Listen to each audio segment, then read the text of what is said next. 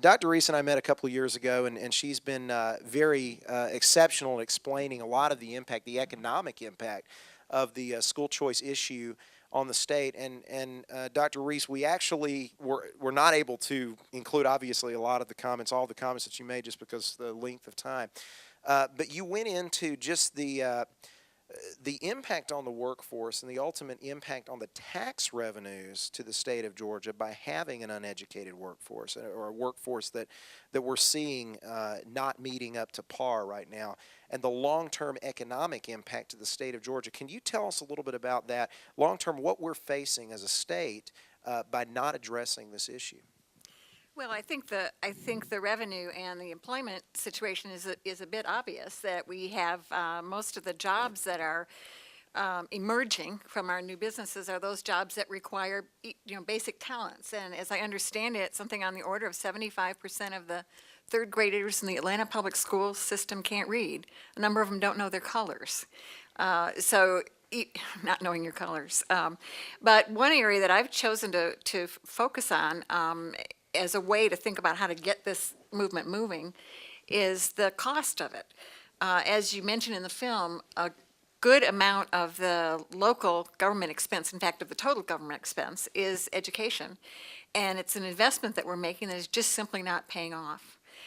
One of the things I've been talking a bit on Bill Bennett and some other shows about the cheating scandal in APS. And it's very interesting to me that one of the reasons that I believe that the Attorney General decided to go after those teachers and principals and superintendent was because the Fulton County Taxpayers Association went after them. Now, you put it, Fulton County, it would be like the last group that I would have thought of that would have brought up the whole idea of the cheating scandal in the schools. But it is clearly a financial issue. So as the economic issues are in front of us front and center, I think that one of the ways to get the attention of people who have not paid attention to this before is the financial side of it. So we can just do an awful lot more with the money we're spending. Tony Roberts, you've been right at the center of all of this, and quite a fury earlier this year with the issue surrounding charter schools and the decision by the state Supreme Court. There was and maybe you can explain a little bit, clear up some of the misunderstanding, because some of the local papers were suggesting that this was a win for local control. By overturning the decision our legislature had put in place to create the Georgia Charter School Association and the commission at the state level. So for folks who might be struggling with that paradox, okay, well we got rid of this state level commission, this bureaucracy, and we threw it back to the auspices of local control, the local school board. So if you're for local control, you must be for doing away with this commission. What can you do to kind of clear up the misunderstanding that a lot of folks, I think, still have about this issue and what the Supreme Court did earlier this year? Well, Rich has been a great example when he speaks everywhere, and I believe we saw it again in the film, of demonstrating the best local control. The absolute best local control is the family, the parents. And it's remarkable to me when we visit some local school district meetings, school board meetings across the state now, how that is not believed. Now, we who are sitting here probably think, oh, that's exactly right. Parents know what's best for their children. But you would be appalled, as I have been in traveling our state, to hear the attitudes of some who have been elected and hired to serve us. As for instance, we heard a school board hearing from a parent who had a daughter with special needs, and she was saying her needs are not being met. She desperately needs an alternative. She needs a charter school. I know your schools are wonderful, she said, but you're just not meeting my child's needs. And I sat there and listened to the superintendent call her down and say, I'm sorry, but you don't know what your child needs. Now, you should have heard the mothers and probably some fathers that went, And I joined them. I put my big right in there too. We're not living back in the days when nobody knows anything, where somebody has to help us, Parents are savvy people now, although our children may not think that. Well, enter 21. Yeah, we've got it going on. So local control is a code word for don't change the system. That's what it means. When they say we've got to keep local control, what they mean is don't upset the status quo. And we've got to upset the status quo because it's not working. It's amazing to me that we can't see that it's not working. I mean, we've got all the statistics. Our educators, our great government leaders, but most of all, our parents and children are saying it's not working. And I think of a paradigm back from my home area in East Tennessee that reminds me of what this is like. Growing up, there was a big television factory near me over in Morristown, Tennessee.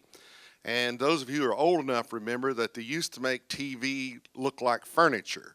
So they had these big old wooden cabinets, and inside there would be this picture tube. And if you were really rich, you also could lift up the top of it, and there was a turntable down in there where you could play records. Well, this is historic times, children. I'm talking about prehistoric times. Feels like a fireside chat now, doesn't it? Yes. But this was owned by Magnavox, which was a United States company, okay? The Philips company, some of you probably heard of Philips, international company, ended up buying out Magnavox.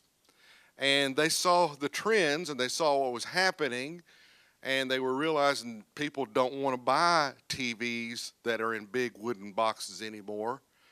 So they decided they needed to shut the plant down, okay? Well, yes, we all hated that people were losing their jobs. But let me tell you what the community did. The community said, we can't let this happen, so they raised all this private money so that they could buy the plant from Philips and keep the plant continuing making TVs that nobody wanted to buy anymore. Of course, it closed in about a year when they once again were reminded nobody buys TVs in big wood cabinets anymore. Just a simple illustration, we're trying to do the same thing in public education.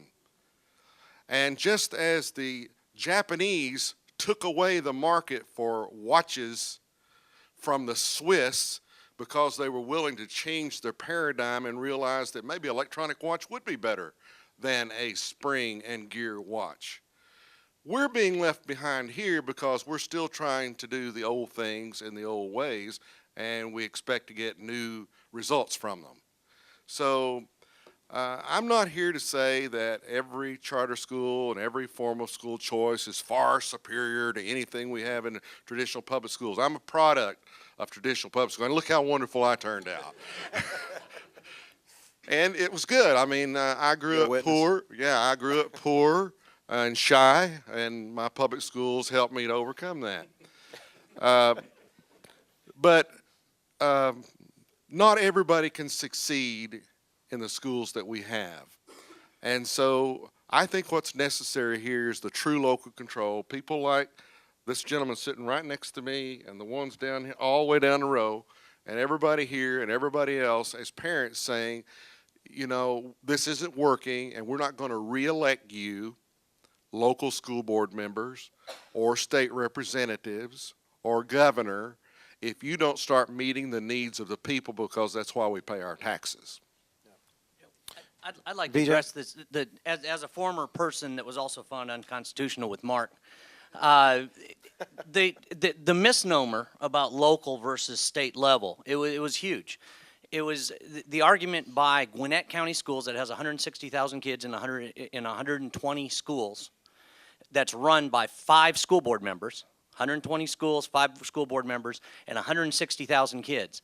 The argument was that these charter schools, like Ivy Prep, which was the center of the lawsuit, was being run by us, the Charter School Commission. Once the Charter School Commission approved Ivy Prep for opening and the rest of the charter schools for opening, we had nothing to do with it. You know why? Each individual charter school has its own board. And that board is 10, 15, sometimes 20 people on that board. Now, and me as a charter school commissioner, I was hands off.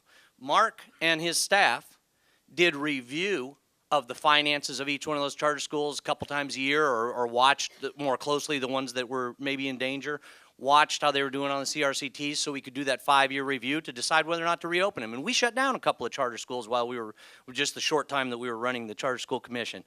But what's more local is the question that I ask y'all, or y'all remember these numbers. What is more local? 160,000 kids in 120 schools run by 5 board members in the city of Lawrenceville, or one charter school with 500 kids, Ivy Prep, with 12 board members and 300 parents that show up at every single PTA meeting. Now, what's more local than that?